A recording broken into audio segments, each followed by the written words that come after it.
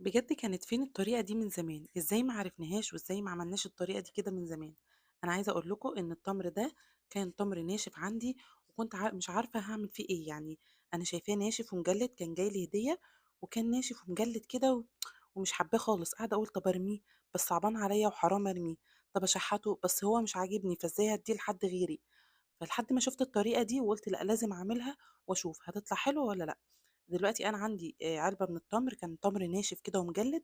سخّنت مَيّة مغلية وبعد كده نزلت على طول بالتمر اللي معايا. عايزة أقول لكم إن الطريقة دي حلوة جدًا ونضيفة جدًا وهتوفّر علينا كتير. وأهم من ده كُلّه، أنتم لمّا بتروحوا تجيبوا العجوة بتبقى عليها حشرات وبيبقى عليها دبان وكمان بيبقى عليها تراب. تيجوا تاكلوها كده تلاقوا فيها رمل وحاجات بتقرقش كده تحت أسنانكم، بتبقى فعلًا مش نضيفة خالص. إنما بعد الطريقة دي مش هتشتروا العجوة تاني من برّه خلاص، وكمان أنتم اللي هتعملوها دايمًا في البيت حتى لو هي متوفرة عندكم. زي ما أنتم شايفين كده أنا غليت المَيّة وبعد كده نزلت على طول بالعجوة وسِبتها كده لحد ما استوت، زي ما أنا وريتها لكم من شوية. تمسكوها كده لمّا تلاقوها طرية يبقى خلاص كده تمام. بعد كده أخدتها صفيتها، حطيتها في مصفى وفتحت عليها المَيّة شطفتها شطفة سريعة وسِبتها في المصفى كده تتصفى وتنشف حوالي ساعة والّا حاجة، لحد بس ما تهدى عشان أعرف أفصصها. خلاص. شايفين أنا بس بانزّل عليها المَيّة هي كده طريت خالص بالشكل ده كده. عايزة أقول لكم إن كمان لو عندكم تمر ناشف هينفع برضه إن أنتم تعملوا فيه، لو هو ناشف بنسبة 100% هينفع برضه تعملوا فيه الخطوة دي، بس هيشرب مَيّة زيادة شوية. فهنسيبه لحد ما يتصفى تمامًا. هنا بقى زي ما أنتم شايفين كده بدأت إن أنا أفصّصه، باشيل النوايا اللي جوّه، وكمان باشيل الطربوش اللي هو الجزء اللي بيبقى فوق ده، وبافضّيه في علبة تكون بلاستيك عشان يبقى سهل علينا إن إحنا نخرّجها منها بالشكل ده. دلوقتي أنا بافصّصها كلّها، وبعد ما بافصّصها كده بابدأ إن أنا أكبس فيها بإيدي بحيث إن هي كلّها تمسك في بعضها ويعني تتجانس مع بعضها كده، لإن هتلاقوا فيها اللي استوى أوي، وهتلاقوا فيها على حسب بقى طبعًا التمر اللي عندكم، وهتلاقوا فيها كمان اللي يكون استوى بس مش مستوي بدرجة 100%، هيبقى في حتّة يعني إيه، جامدة شوية. فلمّا بيتكبس على بعضه كده كلّه هتلاقوه بيطلّع لكم النتيجة كإنّهم كلّهم زي بعض. بدأت إن أنا أفصّصهم وأكبسهم بالشكل ده كده. هاعمل كل الكمية اللي معايا هافصّصها وأكبسها بنفس الطريقة، وبعد كده هيبقى ده الشكل النهائي بتاعها. شايفين ما شاء الله عجوة، عجوة يعني، ولا عجوة سودا من اللي إحنا بنشتريها من برّه.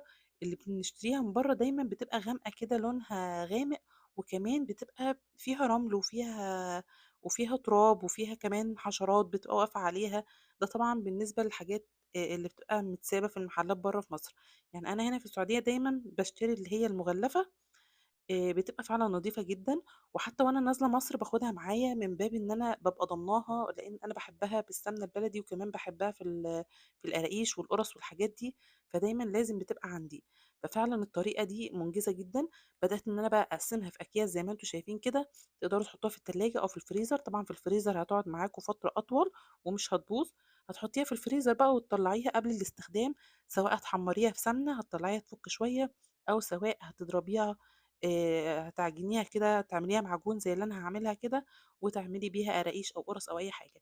هنا أنا أخدت 3 أكياس عشان دول هيتعملوا بالسمنة، أو هابقى بعد كده أفرمهم لو احتجتهم. وده كيس عملته مفروم زي ما أنتم شايفين كده عشان يبقى جاهز معايا لو عملت قراقيش في أي وقت.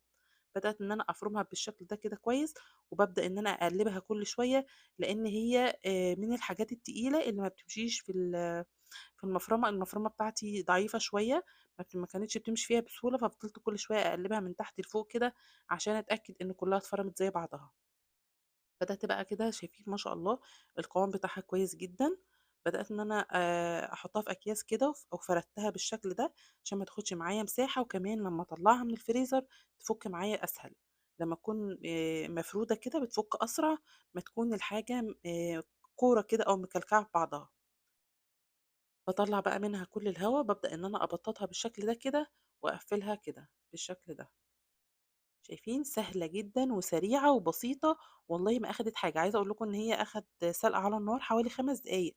أتمنى تكونوا أنتم استفدتوا من الفيديو. يا ريت لو عجبكم الفيديو تعملوا لايك وشير. باي باي.